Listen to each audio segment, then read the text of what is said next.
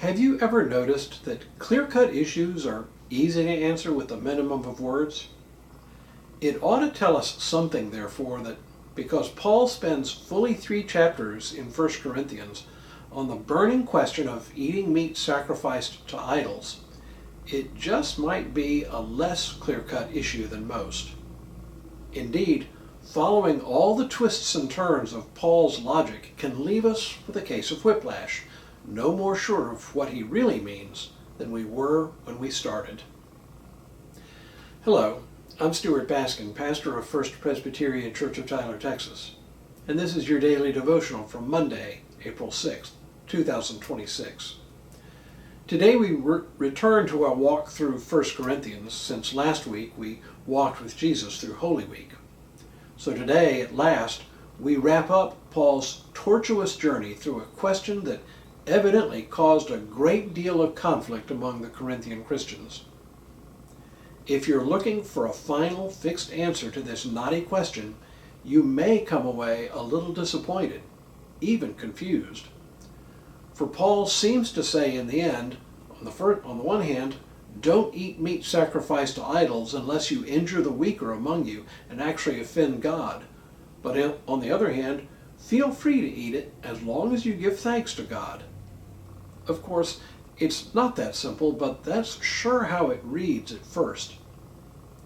In this final section, Paul begins by quoting a Christian principle he had also quoted earlier in the letter, a principle that the so-called stronger Christians probably quoted to him. It reads, "All things are lawful," meaning in Christ we are free from the strict constraints of the law. But Paul places a caveat on this principle that still applies today. He says, all things are lawful, but not all things are beneficial. All things are lawful, but not all things build up. Do not seek your own advantage, but that of the other. Okay, fair enough. This is a helpful reminder that while at one level we are free, there are limits to our freedom. Whatever works against the building up of the community of faith ought to place a constraint on what we ourselves choose to do. If Paul left it there at the level of general principle, we would probably be pretty happy. It's nice and neat and a handy guide to Christian living, even if it doesn't offer much in the way of specific guidance. But Paul doesn't leave it there, and this is where it can get a bit confusing. He continues, "Eat whatever is sold in the meat market without raising any question on the ground of conscience, for the earth and its fullness are the Lord's." If an unbeliever invites you to a meal and you are disposed to go, eat whatever is set before you without raising any question on the ground of conscience. But if someone says to you, "This has been offered in sacrifice," then do not eat it, out of consideration for the one who informed you and for the sake of conscience. I mean the other's conscience, not your own. For why should my liberty be subject to the judgment of someone else's conscience? If I partake with thankfulness, why should I be denounced because of that for which I give thanks?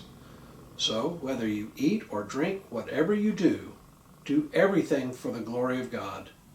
Give no offense to Jews or to Greeks or to the church of God, just as I try to please everyone in everything I do, not seeking my own advantage, but that of many, so that they all may be saved. So, which is it? Am I free to eat meat sacrificed to idols or not? What Paul seems to leave us with is a great big firm, it depends. At the end of it all, there seem to be 2 different things going on here. One is eating meat in your own home that you purchased in the market, but which has apparently been sacrificed to idols. A second is eating in the home of a non-believer, where the meat sacrificed to idols is more ceremonial. In the first place, says Paul, feel free. You know it's just meat, and it's just a family meal after all. But in the second case, eating meat sacrificed to idols at a neighbor's table when it is actively part of the ceremony in which the meat had been sacrificed, then don't. If you're a little confused, you're certainly not alone. What we're seeing here is Paul doing his best to offer guidance when the issue is not clear-cut. He ends up sounding a bit like one of our politicians, waffling and speaking out of both sides of his mouth. He reminds me a bit of a speech given by the late Mississippi judge Noah Sweat, nicknamed, I kid you not, Soggy Sweat, a speech given on the floor of the Mississippi House of Representatives in 1952, a speech commonly known as the Whiskey Speech, for it came at a time when Mississippi was a dry state, but was starting to make noises about legaling the sale of alcohol. All Mississippi politicians were expected to stand firmly on one side or the other of this contentious issue. Sweat took to the floor and delivered this short speech.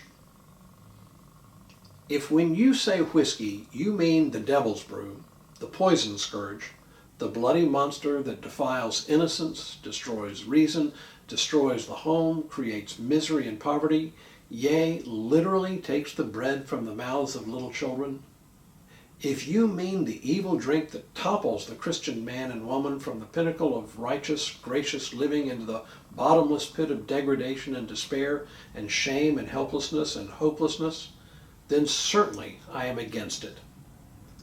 But if when you say whiskey, you mean the oil of conversation, the philosophic wine, the ale that is consumed when good fellows get together, that puts a song in their hearts and laughter on their lips, and the warm glow of contentment on their eyes, if you mean Christmas cheer, if you mean the stimulating drink that puts the spring in the old gentleman's step on a frosty, crispy morning, if you mean the drink which enables a man to magnify his joy and his happiness and to forget, if only a little while, life's great tragedies and heartaches and sorrows, if you mean that drink, the sale of which pours into our treasuries untold millions of dollars, which are used to provide tender care for our little crippled children, our blind, our deaf, our dumb, our pitiful aged and infirm, to build highways and hospitals and schools, then certainly I am for it. This is my stand. I will not retreat from it. I will not compromise. It is a funny speech, but it contains a bit of wisdom. Like Paul, Judge Sweat understood that this is one of those issues for which there were fiery passions, but on which truth lay on both sides. Sometimes the truth is just a little hard to suss out. Judge Sweat knew it. Paul knew it. We all know it, really. Sometimes the best we can do is embrace the dilemma and live in the tension it creates. Sometimes that's the most Christian thing we can do. Tomorrow, another day, another topic of controversy in Corinth. But for now, may God continue to bless you and keep you in all that you do this day and in all the days ahead.